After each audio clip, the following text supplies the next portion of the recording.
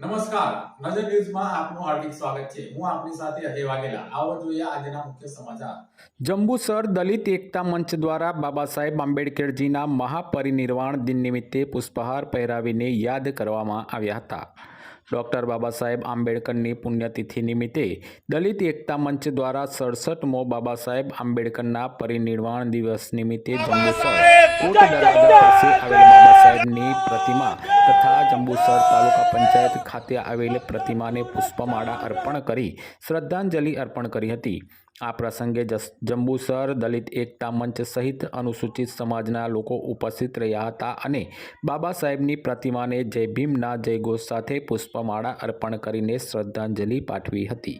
ભારતીય બંધારણના ઘડવૈયા મહામાનવ અને ભારત રત્ન એવા ડૉક્ટર બાબા સાહેબ ભીમરાવ આંબેડકરની આજે પુણ્યતિથિ નિમિત્તે અમે સૌ જંબુસરના અનુસૂચિત જાતિના ભાઈઓ હૃદયપૂર્વકની શ્રદ્ધાંજલિ આપીએ છીએ।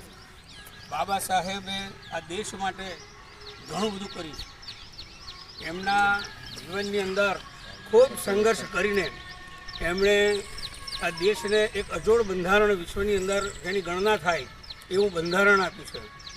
એમના પગલે એમના અધૂરા કાર્યો પૂરા થાય અને સમાજ આગળ પ્રગતિ કરે એવી પ્રતિજ્ઞા સાથે આપણે એમને ભાવભીની શ્રદ્ધાંજલિ આપીએ છીએ।